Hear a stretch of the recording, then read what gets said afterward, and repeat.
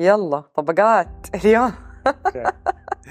أحب أشوف الدنيا بعفوية، بصدق، بفضول. يعني أنا بسوي ثيرابي من أيام الجامعة. slow down by twice, enjoy twice more. لما الواحد يشعر بحب الله يشعر إنه هو يحب نفسه. حسيت خلاص ماني عايشة اللحظة، ماني حاضرة في اللحظة، مخي بيودي قدام وورا مرة. وأنا بالنسبة لي الدموع مرة فرج. أحس كده زي المطر لما أنت تنظف المدينة، أو عرفت يعني، أحس كده وضوح. أهلا وسهلا بكم في حلقة جديدة من طبقات. ضيفتنا اليوم روزانا البنوي، ناشطة في المجال الثقافي والاجتماعي، مهتمة جدا بالفنون وأخصائية في العلاقات الإنسانية. أتمنى تعجبكم الحلقة. تعالوا معانا، لا تنسوا تعملوا القهوة عشان نفك الطبقات.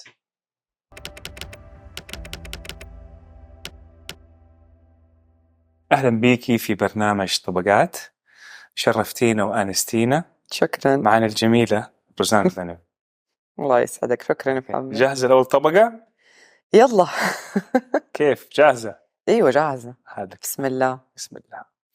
طيب أنت مين من غير روزانا اللي يعرفوها الناس؟ تعرف ده السؤال دائما من أكبر الأسئلة. أحس أول شيء يخطر على بالي براءة الطفولة. عندي كده هذا الشيء موجود من زمان. أحب أشوف الدنيا بعفوية، بصدق، بفضول. أحب أتعلم. هذه الأشياء اللي أنا أحس موجودة من بداية ما أفتكر أنا عايشة في الدنيا دي. هذه الأشياء اللي أحس تميزني أو أعرف نفسي من خلالها. okay. تشوف العالم بعفوية وفضول.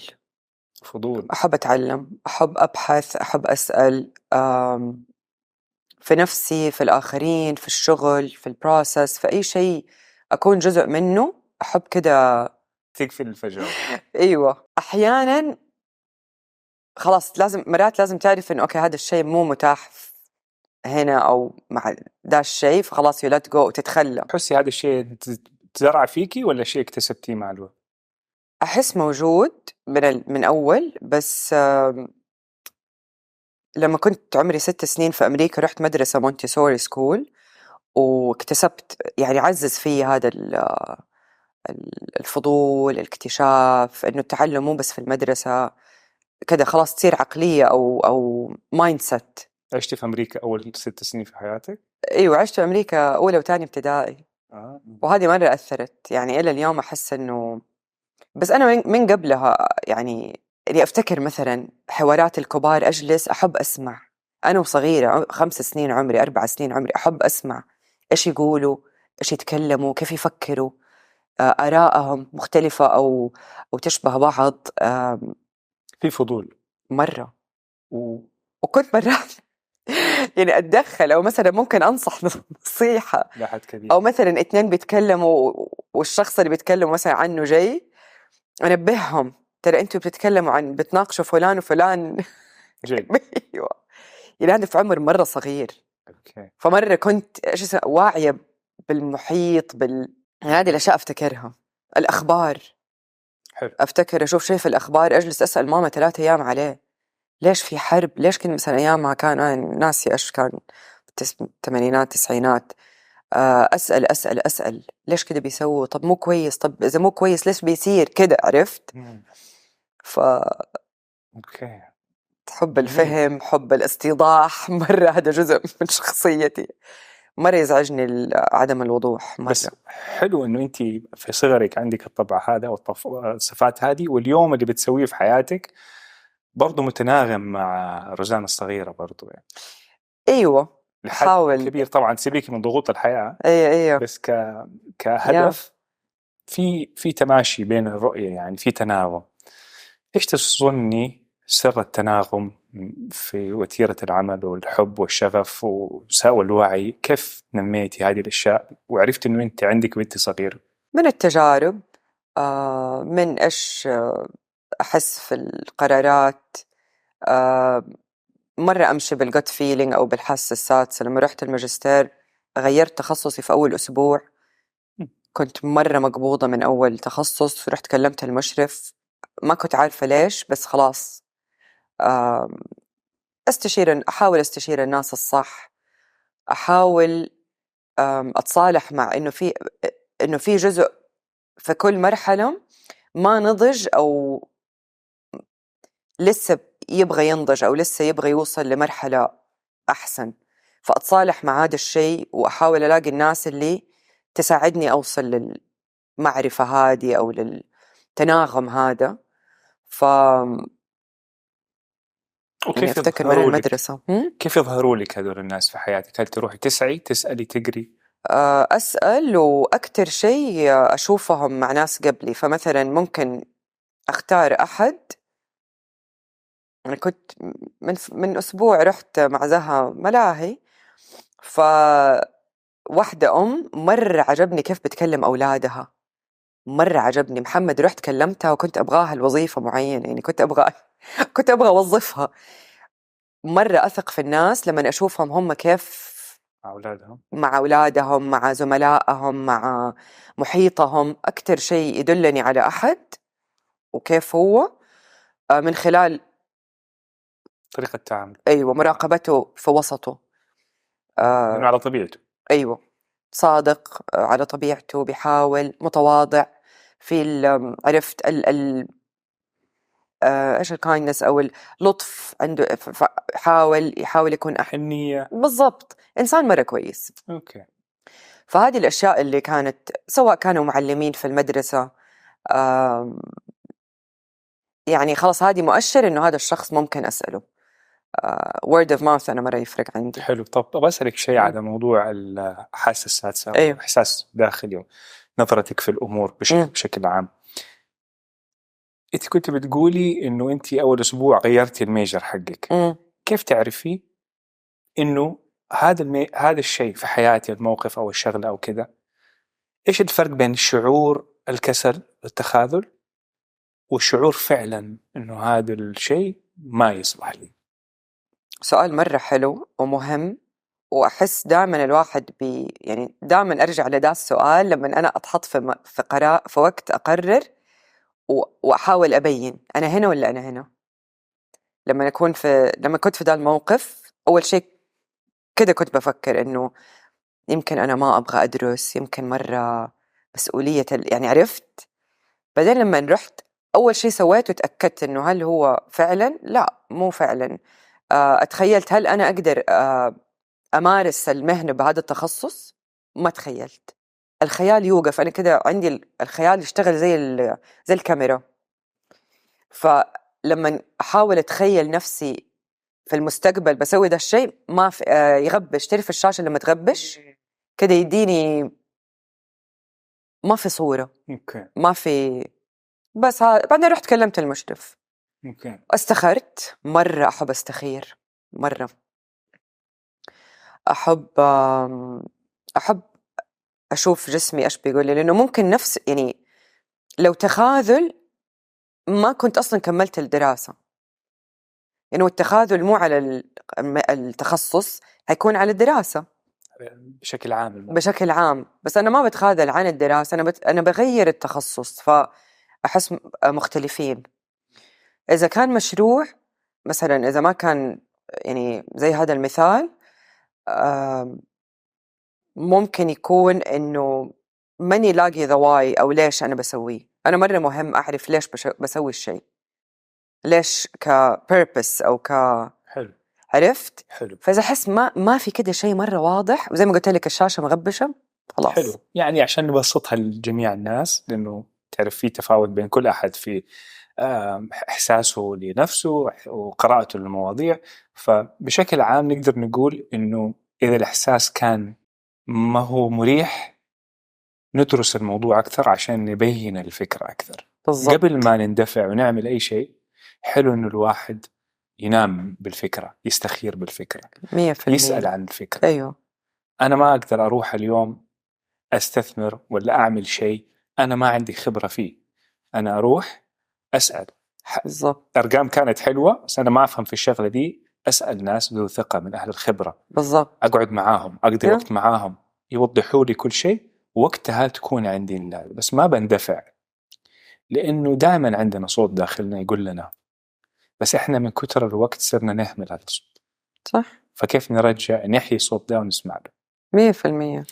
طيب، وفروزانا يعني تتأقلم هي محطوطة، بس الهدف إنه هي تكون مكملة وتعتبر يا تيم بلاير يعني. أيوة، أحب أكون كو-كرييتر وأحب أكون كونكتر. أحب إنه نصنع شيء حلو مع بعض، يعني نقدر نسوي شيء كويس مع بعض. هذه من الأغراض اللي أحس في شغلي أو في الأشياء اللي أدخل فيها، أحب إنه أوصلها للناس، إنه إحنا لوحدنا مو مرة نقدر نسوي شيء رهيب، بس مع بعض نقدر نسوي شيء أرهب. فأحب التعاونات، أحب عمل في مجموعات، الناس الصح في الشيء الصح، يعني عارف تستمد طاقة تحمسني. من هذا من الناس من أيوه، حواليك، لأنه أجان تروح للشيء اللي أنا أحب إنه أتعلم أتطور، تروح لدي حلو. نقول على طبقة تانية، يلا. أعمق تكة. أي. طيب حلو. طيب، كيف طفولتك أثرت في مين أنت اليوم؟ أكيد مرة أثرت بحلاها وبكل شيء. بكل شيء. أيوه. أيوه. كيف حلاها كيف ومساوئها كيف؟ نبدأ بالمساوئ. طيب. أجان هل أنا كنت مولودة إنه أكون مرة مسؤولة، أو هل التربية هي اللي خلتني أحس بالمسؤولية؟ بس هذا الشيء أحس دحين بخففه أكتر، أو بكون ألطف وأرفق مع نفسي فيه. فإنه مو مني مسؤولة عن كل أحد في كل مكان في كل وقت، في أشياء خارجة عن السيطرة وخارجة عن التحكم، وهذا الشيء يعني مريح لما الواحد يتصالح معاه ويعرف الحدود حقته فين. اديني مثال. يعني جات فترة أنا الكبيرة في إخواني، وما شاء الله إحنا يعني الوالد والوالدة ما شاء الله إحنا 10 يعني. ما شاء الله. أيوة. وأنا أكبر واحدة، فكان عندي مرة إحساس بالمسؤولية، إنه لازم أهتم، لازم أشوف إيش يحتاج، لازم طول الوقت وكذا شوية كان مو في المكان الصحي. يعني المسؤولية اللي هي شوية على إنه كأنه أنا اللي مفروض، يعني في كده، تعرف لما تكون المسؤولية كده في ليفلينج، فيها طبقي، يعني فيها باور اوفر، او انه انت عشان الاخ الكبيره والاخت الكبيره متوقعين منك انه يعني. ايوه، وانت متوقع من نفسك. بس هذه الاشياء مثلا اللي اثرت، احس حلوه باعتدال، يعني حلو المسؤوليه باعتدال. حسيت انك شلتي بزياده في عمر صغير؟ يعني خلاص صارت هي النظاره اللي اشوف فيها الدنيا كلها. يعني مثلا اروح مكان مطعم، ممكن أكون مسؤولة ليش البيبي هناك بيبكي، ليش الأم كده بتعامل، ما تعرفيه، ما أعرفه. خلاص صارت النظارة أو صار حمل عليكي. أيوة يعني. فهذه الأشياء، هذا الشيء اللي أنا اشتغلت مرة عليه آخر فترة. وكنتي فعلا شايلة أخوانك؟ لا، مو للدرجة اللي كانت مطلوبة مني، بس أنا الشيء كان أنا حطاه على نفسي، ما حد قال لي أحطه، بس أنا حطيته. ما صار شيء بين أهلك وكذا حسسك إن أنت في محل إنك لازم تشيلي أكتر؟ طبيعتي كده كانت. أوكي. عرفت؟ بس مو إن هم كانوا سبب في هذه الطبيعة؟ لا، ما أتوقع. لا ما كان في شيء. ما كانوا متوقعين منك إنك تكوني. لا، بس تعرف الطفل مرات يفهم الشيء بالتجربة أو بالفهم فاهم علي؟ يعني أنت تكون أنت فهمتي فقلتي خليني أفزع. أيوة بالضبط. خليني أشمر يلا. شوفي الأطفال سبحان الله. فهذه من الأشياء اللي يمكن المسؤولية مرة حلوة، بس لازم تعرف أي نوع مسؤولية تكون بتسويها، مو نوع المسؤولية المضر أو الغير صحي. أنا بعرف يعني هذا الشعور هو أكثر شعور سبب لك ضغط، وبعرف كيف تحول من هذا الشعور إلى شيء كويس دحين. إيش فادك؟ كيف عرفتي إيش الشيء اللي محاسن الموضوع ده؟ اشتغلتي عليه كيف؟ اشتغلت عليه مرة فترات طويلة، يعني ما هو يوم أو ليلة. كيف؟ طبعا الثيرابي مرة يساعد، يعني أنا بسوي ثيرابي من أيام الجامعة، والمواقف مرة، يعني مثلا أكون في موقف أسأل نفسي فين الأشياء اللي أنا مسؤولة عنها، فين الأشياء الخارج عن حدودي، خارج عن تحكمي، وأبدأ أتصالح معاها، أبدأ أشتغل في المنطقة اللي أنا مسؤولة عنها أو أنا اللي واثقة من نفسي فيها، وما أطالع على الموقف من نظارة أنا مسؤولة، أطالع على الموقف من نظارة أنا واثقة من نفسي في هذا الموقف وإيش أحتاج. فما يكون ديوتي أو إيش ديوتي، أوكي واجب عليك. أيوة بالضبط. أوكي. فيصير في تقل، يصير في توقعات، يصير في سلبية، يصير في يعني نيجاتيف، طاقة ما هي مزعجة، ما هي طبيعية تكون. أيوة. أما لما تكون أنت جاي بالضبط، لما تكون في الموقف بتطالع عليه من أنا واثق من نفسي، واثق من ربنا معايا فيه، تتغير، تتحرك الأشياء غير، يكون في إحنا مع بعض أو أنا مني لوحدي، إحساس فاهمك كولكتيف يعني. أيوة. أما المسؤولة كأنه كل شيء بيدي، وترى مو حقيقي، مو أغلب الأشياء ما هي في تحكمنا. سمث أو إحنا نبغى، مخنا يبغى يقول لنا إنه إحنا بنتحكم، ترى إحنا مو متحكمين في ولا شيء. كل الأمور ربانية، كل شيء بيصير لنا يعني اليوم الجو إيش يصير لي، إيش إذا تسهل شيء، إذا ما فهمت علي. فإحساس المسؤولة كده يخليك تحس إنه أنت بيدك الأشياء، فيضغط عليك، فيخليك تحس إنه سوي أكتر، أعمل أكتر، انتبه أكتر.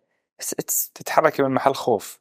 بالضبط، من محل خوف ومن محل كأنه كل شيء بيدي، ما هو حقيقي. من كلامك أحس إنه اللي يصير لنا مو بيدنا، بس كيف نتعامل معه بيدنا. بالضبط. فكيف تخلي الأمور ربانية فعلا، أي. وتتعاملي مع مشاكل الحياة بحب، بتفهم، بهدوء. هذا كيف تقدري تحصلي عليه؟ هل الثيرابي إيش في موديل؟ والوقت. أنا مرة كنت عجولة، مرة يعني أنا اليوم أنا شخص مرة سريعة، يعني سريعة في كل شيء، سريعة في كتابة الإيميل، سريعة في كتابة التكست، سريعة في المشوار، سريعة في القرارات يعني. فأحس الوقت يخلي الأشياء كده تاخذ وقتها. أيوة. يعني أنا مو لازم اليوم أقرر من منظور المسؤولية، لازم أنت اليوم تعرف، بس لما تخلي الوقت خلاص أنت الشيء أصلا يبدأ يصير أو يبان. بس مو معناته إن أنت سايبة الوقت معناته بتهمليه. لا، أنت سايباه لأسباب تبان الصورة، ربنا يوريني الاستخارة إيش طلعت كده، فتحس كده أورجانيك. تحس كيف مثلا حمل الأم 9 شهور، ليش 9 شهور تاخد وقتها وتستوعب الأشياء. لما تاخد وقتها، كان عندي أستاذ في leadership work كان يقول لي slow down by twice, enjoy twice more.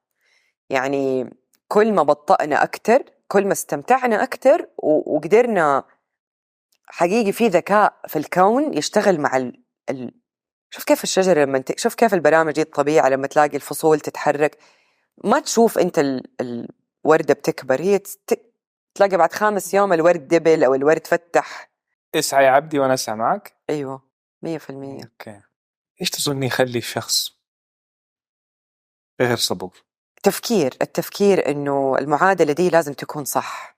خلاص، مو أنا ذاكرت، مو أنا حضرت، طب يلا لازم أخذ علامة كويسة اليوم. إذا ما جبت ينكسر. أيوة. ويحسن. أيوة. ويزعل. وألوم نفسي. أيوة. طب يمكن ما أخذ البحث كفايته أو طريقته غلط. بالضبط، طريقته غلط، فهمي للموضوع غلط. فلا، طب أنا سويت كده، ليه ما صار كده؟ فلما تعيد النظر فيها تسويها بطريقة مختلفة. بالضبط. بس ممكن تمشي معاكي. أيوة. فالفشل هو عبارة عن جيم للنجاح. بالضبط. طيب، إذا مقدار حب النفس أو الذات ميزان من 1-10، كم روزانة تحب ذاتها؟ على طول حقول لك 10 ليه؟ لأنه أحس حب الذات من حب الله. يعني أنا أربط لما أكون متصالحة مع نفسي، أحسه ربنا بيحبني. من أحلى الدعوات اللي هي أحبني يا الله. يعني لما الواحد يشعر بحب الله، يشعر إنه هو يحب نفسه، أو هو متصالح في سلام في طمأنينة. فيمكن في أوقات أكيد أنا ما أشعر ب10، من واجبي على إنه علاقتي بربنا وعلاقتي بوجودي في هذه الدنيا إنه أكون لطيفة مع نفسي، لأنه أنا هنا مو بس عشان أسعد روزانا، بس عشان أنا من منظومة أكبر. جميل جدا. بس أحيانا تعرف الشيطان شاطر يعني بس أهم شيء نرجع، الأيام الصعبة أهم شيء نرجع. أهم شيء نفتكر إحنا بشر، في بالضبط جزء بشري فيه، يعني إحنا بشر بالضبط. وتفتكر الأوقات، يعني أنا أفتكر أوقات مثلا كنت بعدي في شيء صعب وأفتكر كده، أحس بشعور ربنا معايا وربنا يحبني وهذه مرة تساعدني أرجع للعشرة. يعني إنه كل شيء بيصير في الدنيا زحمة ونويز، بس في شيء كده، في شيء ثبات. موجود. أيوه أيوه. سبحان الله. هذا مرة مهم، مرة مهم في حياتي وفي علاقتي مع نفسي مرة. يعني حب الذات ما هو مربوط بإيش يصير لك برا، أيوه لأنه ربنا سبحانه اللوجو وتعالى يطلع. إيه فربنا يعطينا دروس. يمكن احنا نشوف انه ليش بيصير لنا كذا، بس هي طريقة يعني ربانية، خطة ربانية احنا ما نعرف عنها، بيخلينا نرجع ونقوي ترابط أكثر يكون فيه بشكل احنا ما نعلمه كبشر. بالضبط نقول يا الله ليه أنا، إيش معنى أنا، موضوع ما هو شخصي. بالضبط. ياما لأنه صعب في اللحظة تحس إنك مظلوم، تحس إنك كل الأفكار كيف تجتاحي الشعور بالألم في دي النواحي؟ أسمح للمشاعر. المشاعر ليها وظيفة إيش وظيفتها؟ وظيفتها تخلينا في أمان، تخلينا نعرف نرجع للحالة القوية الثابتة، ونفهم إحنا إيش نحتاج وإيش الناس اللي حوالينا اللي يحتاجوا مننا. فالمشاعر من أهم الأدوات، بالذات اليوم في زمن الذكاء الاصطناعي وزمن التكنولوجيا. المشاعر هي اللي تخلينا حتى في التعاطف. يقول لك الذكاء الاصطناعي ما حيوصل للتعاطف الإنساني، لأنه عندنا مقدرة بمشاعرنا تفوق على المكاين والأجهزة. كل ما كان عندنا لغة مشاعر غنية ومتنوعة، كل ما قدرنا إنه إحنا نعرف إيش الشعور، إيش نحتاج، كيف بيأثر على تفكيري، على جسمي، على علاقاتي. مرة يساعدنا كيف نديره ونصنع شيء منه. كيف طيب تعلي الوعي في النقطة، بحيث إنه الواحد يشوف الأمور، يسمع مشاعره، يتعامل معاها، ياخذ قرارات مبنية مو من الرياكتيفنس، من مرة الريسبوندنس. حلو. كيف تقدري تعلي هذا الجسم مرة ذكي، فالأحاسيس اللي تصير، التغييرات اللي تصير في الجسم مرة يعني دليل أولي. مثلا فجأة حسيت مثلا بطني أو ضيقة مثلا، أو في كده فراشات أو whatever. طيب إيش في هنا، إيش تغير، متى بدأ الشعور ده في جسمي؟ ترجع المكالمة هذه، المسج ده. فأول شيء الفضول. وإحنا ترى ما تعلمنا أو ما نشأنا إنه نكون عندنا فضول على المشاعر. خلاص أكتمه، طفي، قفل. مزعج لا تسأل، لا تتبحر بلا فيه نكد. بلا نكد. إيش يصير؟ تعرف لعبة الشاركس دي اللي في الملاهي، تنزل من هنا يطلع لك من هنا، فأنت ما عالجته، هو موجود بس بيطلع بشكل تاني، بيطلع بشكل غضب، مرض، هروب، تبنج. عرفت؟ فالفضول مرة مهم. القراءة، أو إن إحنا نتعلم الحصيلة اللغوية في المشاعر، لأنه it's language، مفردات، تعريفها. إيش الفرق بين مثلا overwhelmed و stressed؟ إيش الفرق بين حزن وفقد؟ إيش الفرق بين حب وعشق؟ كل دي الفروقات اللي بين المشاعر اللي هي في عائلة واحدة. نحتاج نتعلمها، لأنه لغة ومرة تفرق. يعني يفرق لما أنا أعرف overwhelmed من stressed. إيش أحتاج في overwhelmed ترى مرة غير عن stressed. إيش الفرق بين الستريس والoverwhelm؟ الoverwhelm لما يصير للشخص حتى نوع الطلب، المساعدة، ما يقدر الواحد يقرره. يعني بس تلاحظ إنه أنت بس تحتاج تاخد 10 دقائق كده تتنفس ألين ما ترجع. أكيد أنت تعدي فيها. لو حتى لو أحد قال لك محمد إيش تحتاج، تقول له ما أعرف، من كتر ما أنت stressed أيوة stressed لا أنت level مختلف، أنت stressed بس أنت لسه بوعيك أو تقدر تعرف إيش فين تبى تروح. يعني واحد غرقان وواحد واحد تحت بيغرق الموية وواحد بيغرق بالضبط. أوكي طيب أنا أشوف نقطة كمان إنه عشان ننمي الشيء ده في الأجيال وكذا وفينا، إنه السؤال ما هو عيب. ما ينفع لما أحد يسأل أي شيء سواء في مدرسة أو في أي مكان إنه إيش السؤال الغبي ده ولا إيش المفروض أنت ما تسأل. لا، خلي، لأنه الفضول، طبعا الفضول أو تنمي الفضول في داخلك يقويك كشخص إنه بعدين تاخذ قرارات صح، تسأل صح، ما في شيمينج للشخص، ما في تقليل من شأنه إنه هو سؤاله غبي فيقول لك لا أنا أحب أحسن ما أسأل عشان ما يقولوا عني. حتى كثير ناس يبغى يسأل، يبغى يفتح، بس تلاقيه عنده كاردز كثير، ما يكون vulnerable enough إنه يفتح ويشارك مشاعره، لأنه حيحس إن الناس حيقولوا عنه إنه هو إنسان غير ما كامل، غير يعرف، محبوب، غير كذا. فأتمنى إنه يعني ندي مجال وكل واحد يسأل، كل واحد يفهم. مرة مهم، مرة مهم من الشجاعة السؤال، ومعدية عدوى حسنة. طب حلو، تخش على طبقة ثانية. يلا طبقات اليوم. طبقات من جميع الزوايا. طيب كيف علاقتك بطفلك دحين؟ في شيء اسمه في السايكوثيرابي وكذا اللي هو your emotional child أو الطفل الداخلي فكيف علاقتك بروزانا الطفلة داخليا دحين؟ مرة كويسة دحين. هل تنزعج روزانا الطفلة؟ أيوة في أشياء تزعجها، زي مرة يزعجها إنه ما تكون مفهومة to be misunderstood، مرة يزعجها عدم فهمها أو عدم الناس إنه ما تفهمها. هل تحسي إنه ممكن ما حد يفهمها ولسه تكون مبسوطة، ولا تحسي لازم تنفهم؟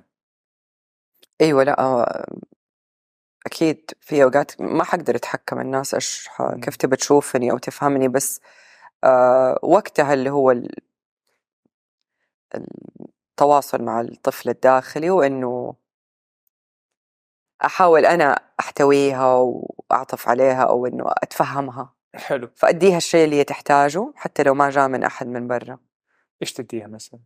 إنه أفهم إنه أنت جاية من فين، أفهم قيمتك في هذا الموقف،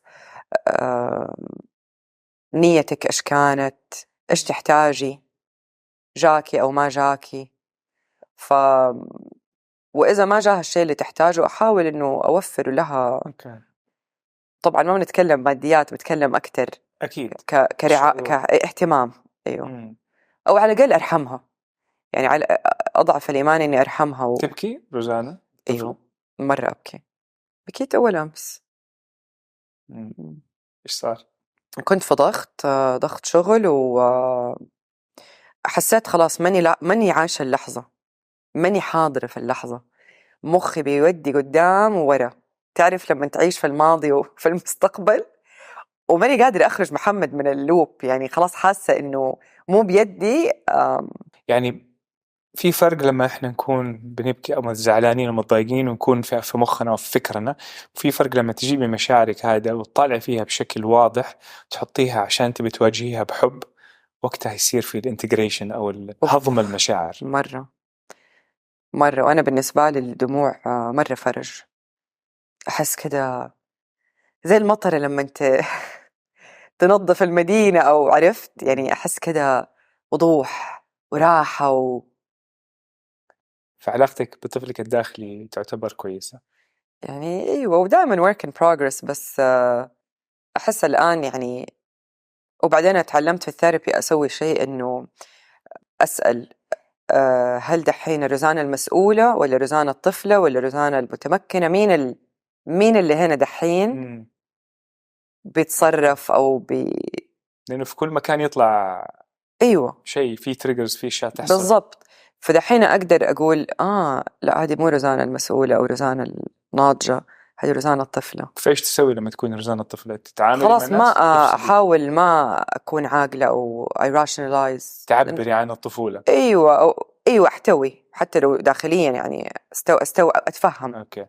إنه هذه ردة الفعل أو الزعل المفاجئ، أو ما تدفي مشاعرك، تطلعيها، تخليها تتعاملي معها بحب، وعلى طول تروح. يعني وقتها على طول تحس كده زي تروح عشانك اديتيها وجه. بالضبط. بس إذا تخيل أنت وتفهمت. بابا بابا بابا بابا بابا بابا ما حيوقف لما تشيلي. بالضبط. ذكرتني بلقبي أنا وطفلة روزانا الزنانة. أوكي حلو. طب هل في موقف حصل لك كان قاسي عليكي ولين اليوم ما قدرتي تتعاملي معه بشكل صحي؟ أحس طلب المساعدة خاصة من الأهل شيء مرة صرت أحسن فيه. أنا ما أحب أكون في دور الضحية أبدا. ما أحب أكون في، حتى لو اللحظة فيها كده تعب عبور. يعني أفتكر لما مثلا حملت فزها وعرفت إنه عندي الأكريت أو المشيمة الملتصقة، ما في أحد عنده كده أدوات تحل الموضوع، بس حلو يكون عندك معية أحد وحيشوفوك منكسر ضعيف حزين ما في حلول، عرفت حيشوفوك. فأحس هذا مرة يعني يمكن حملي ولادتي الزهم كسر هذا الشيء مرة، أو ساعدني مرة إني أخرج منه، إنه أنا ماني بيرفكت والقوة مو بس إنك أنت تكون قوي، إنك تكون لوحدك بقوتك، تقدر تكون قوي بإظهار ضعفك للي متعودين يشوفوك قوي. هذا الشيء كان مرة صعب. أيوه وجديد، إنه تسمح للناس اللي دائما متعودين يشوفوك صخرة أو يشوفوك شيء ثابت، وإنك تسمح لهم يشوفوك في ضعفك، بس لسه أنت قوي، مو معناها إنك أنت هي القوة إنك تبين ضعفك. أيوة. بس هذا الشيء يعني أنا مرة يضحك إنه بسوي أشياء برينيه براون، إنه أحس أنا كنت أحتاج لما قرأت كتبها أحس إنه من جد عرفت، يعني مرة ساعدني أنا، فحبيت إني أديه للناس لأنه أنا مرة عمل عندي فرق. اللي هو الفولنربيليتي أو اللي هو تبين إنه الواحد يبين ضعف مشاعره للأشخاص اللي حواليه عشان يخليهم يتواصلوا مع بعض بشكل أعمق، وما يكون العلاقة تكون سطحية بين بالضبط. علاقات أيوة. بصفة عامة. تواصل إنساني. أيوة. أنا عندي صداع مثلا، أنا عملت شيء ما هو مرة، هذا أقول لزوجتي، أقول لأخوي ترى أنا حاسس كذا، ممكن يساعدني، ممكن يجيب لي حل، ممكن 100%، لأنه المحل بيكون حقيقي في التعامل. مع أغلب الناس يمشي، يمكن في 20% اللي هو لا ما عندهم القدرة على التواصل أوكي. فما نحاول نتعب نفسنا مع هدول 20%، بس أغلب الناس عندهم هذه القدرة إنه ننكشف ونكون حقيقيين، ومرة تكون أسهل الحياة. يعني كل واحد يتقارب ويعطي اللي هو يقدر يعطي. طب حلو. إيش أحلى فترة في حياتك؟ دائما أحلى فترة هي فترة أكون في طبيعة، حوالين خضار، أي طبيعة. إيش فوائد الموضوع ده؟ أنا أحس كده روحي تكون مرة مبسوطة وعايشة ومرتاحة ومروقة يعني كده الطبيعة العامل اللي مرتبط بكل الأوقات الحلوة في حياتي، حتى لو طبيعة يعني مرة بسيطة. الطبخ ممكن يكون بالنسبة لي تواصل بالطبيعة، البحر، الخضار، أي شيء فيه كده في طبيعة مرة يسموه earthing دحين صح؟ أيوة. اللي هو بتمشي حفيان بالضبط على البحر. مرة بالنسبة لي مرة مهم، لأنه يرجعني لتواصلي مع جسدي ويذكرني إنه أنا جزء من العالم هذا الكبير اللي أنا فيه ولا شيء، يريح. نقول على طبقة كده، طبقة تامنة. طيب إيش أحلى صفة تشوفيها فيك؟ إنه أقدر أشوف الشخص بكامل إنسانيته وعيوبه ومزاياه وأتقبله. افتكرت، وهذا أكتر شيء في الوركشوبس أخذ فيه علامة كاملة في التقييم في الفيدباك، إنه creating a safe space، الناس تشعر بأمان حواليني أو في إحساس تقبليها بعيوبها. أيوة مرة أحس إنه في safe space إيش يصير تحسي في الإنسان لما تتقبليه بعيوبه، بنفسه بحلاوة بكل شيء؟ تواضع، مرة تواضع، لأنه الإنسان ما فيك يعني أغلبنا ما قررنا في أي عائلة نتولد، كيف يكون شكلنا، قدر مكتوب، عرفت. فأحس كده في رأفة ورحمة لما تتقبل الشخص وتخرج من حتة مرة صرنا في زمن تعرف ليبلينج يعني يخفف النعرة ويخفف الإيجو، إحساس الأنا. والاختلافات. أحس صرنا في زمن مرة الاختلاف، أنت مع مين وأنت إيش رأيك وأنت إيش في ده الموضوع مع إيش واقف. أحس لا، كلنا مرة قريبين من بعض. we can agree to disagree. أيوة. بس في أشياء إنسانية بيننا كلنا نبغاها، حتى ما لازم نحترمها. أيوة، كلنا نبغى نكون في أمان، كلنا نكره الحروب، فهمت يعني؟ كلنا نبغى أولادنا يكونوا في أحسن حال. في أشياء كتير مرة مشتركة. بحس تقبل الآخرين لما تدي أحد السيف سبيس يعزز هذه الفكرة إنه وترى نكون أحسن. أنا لما أتقبل أحد على طول يكون في حال أفضل. أنت بتديله الأدوات إنه هو يظهر أحسن ما عنده. منه العلاقة الشرطية الكونديشنال. صح. وهذه المهارة إنك أنت تطلع في شخص الشيء الجميل فيه، لأنه كلنا فينا شيء جميل. كلنا. أي. حتى في يعني في نفس دحين النيورو دايفرجنس اللي طالعين فيه، اللي هو الناس اللي عندهم اختلاف عصبي أو سواء كان whatever من الأشياء الصحة النفسية والاختلافات في التعلم. أحس حتى فيها الهدية يعني. طيب صفة ما تحبيها في نفسك تغيريها بس ما أنت قادرة. يمكن ما يبان عند الناس أو يشوفوا شيء، بس هذا الشيء كان لسنوات طويلة بس القريبين يعرفوه، إنه أنا واثقة من قراري أو واثقة من شيء، بس فجأة مخي يلعب علي مرة، مخي يعني متلاعب، فأرجع ممكن أفقد الثقة. بس ما له داعي. طب أنت تمام، أنت تعرف الموضوع، بدأتيه، ليش اتهزيتي؟ وهذا كله شيء يصير جوا ما يبان.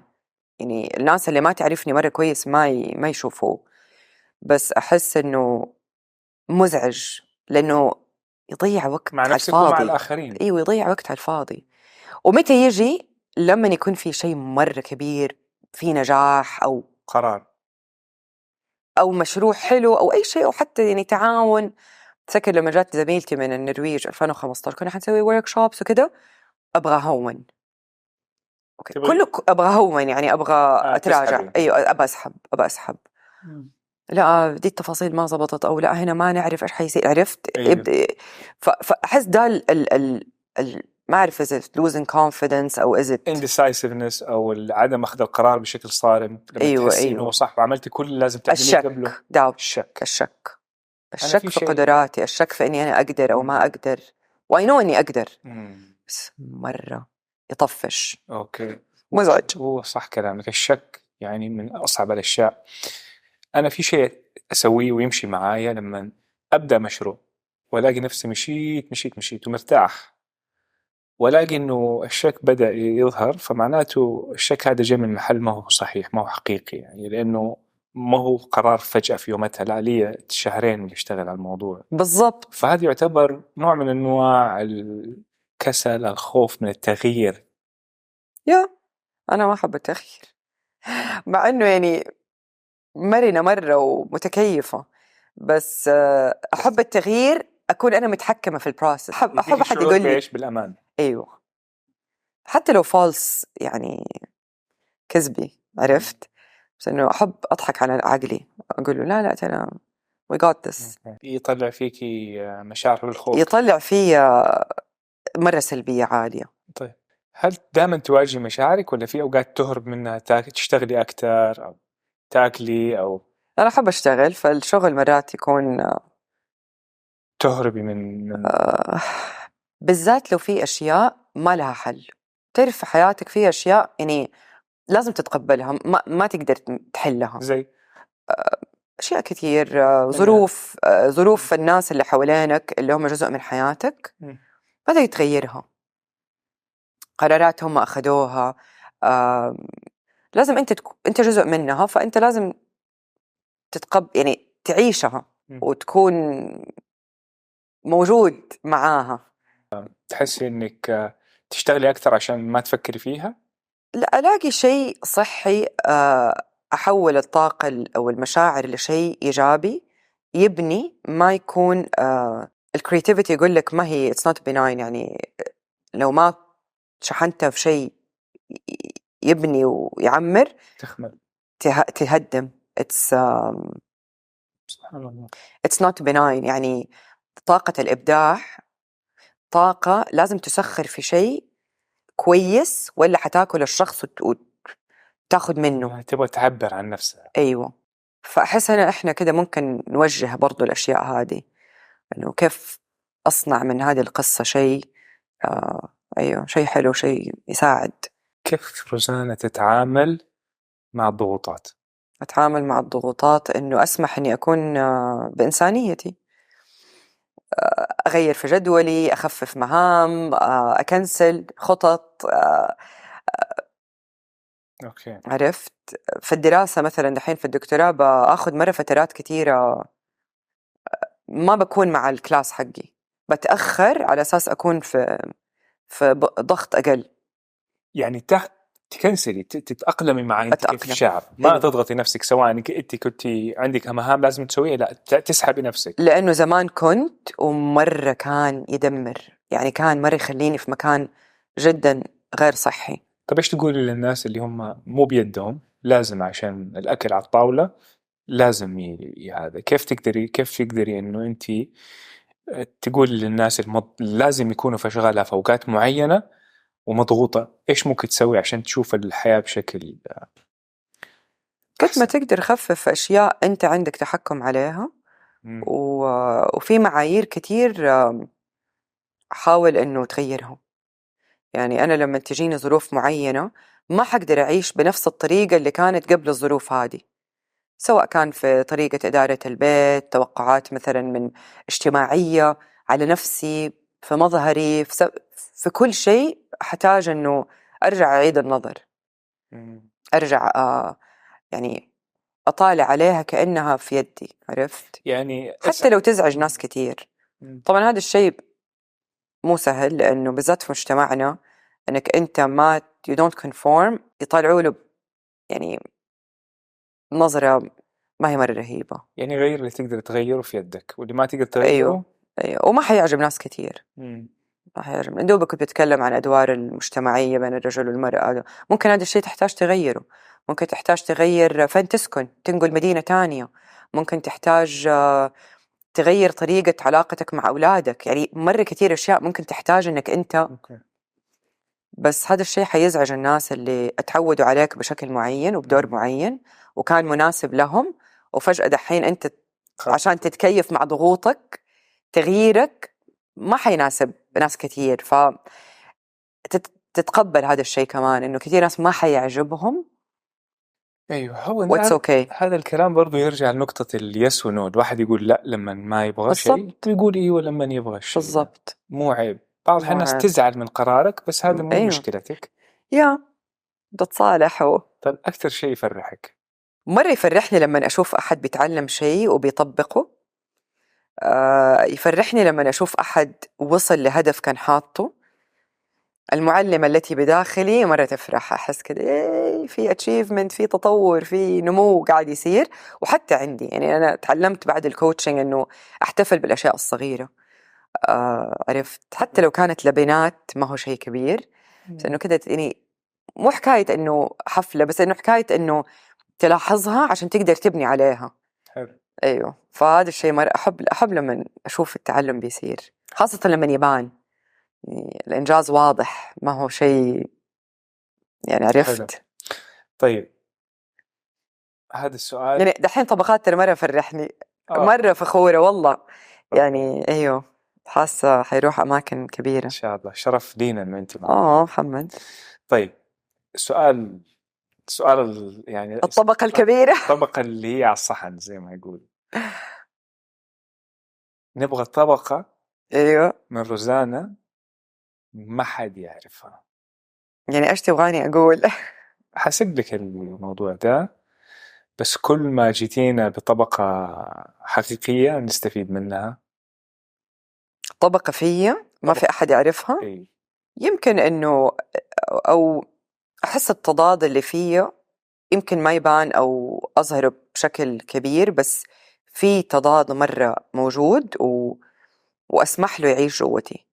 يعني زي ما أنا مرة متواصلة مع الجانب الخير والتواصل الروحاني قوي وكل هذه الأشياء، الجوانب الثقيلة موجودة، ويعني جزء من أنا مين. ففي العالمين هدول موجودين في حرب بينهم؟ لا، ما أحس حرب قد ما هو وعي بأنه وعي بالإنسانية أو يمكن بس شعور تقبل الضعف اللي فينا. يمكن هذا تحس نفسك ضعيفة؟ أحس نفسي قوية، بس كمان أحس في ضعف مهم أنه أنا أكون مدركته، لأنه يساعد أنك تشوف أوضح، وأنك تكون قريب من الواقع، وتكون طبيعي، يعني تكون طبيعي قد ما تقدر. أنا مرة عندي ضبط مرة عالي نفسي، عندي سيلف ديسيبلين مرة عالي، بس كده اللي هو ممكن يعني الفانتسي وورلد عندي مرة عالية برضو. لو مثلا عرفت فجأة كده تخليت عن كل مسؤولياتي وفي هذا، يعني أقدر أفهم لو أحد قرر يعيش حياته بأشكال مختلفة، مرة أقدر أفهم، إنه أحس أقدر أفهم الشعور ده عندي، فبالتالي أقدر أفهمه عند أحد تاني.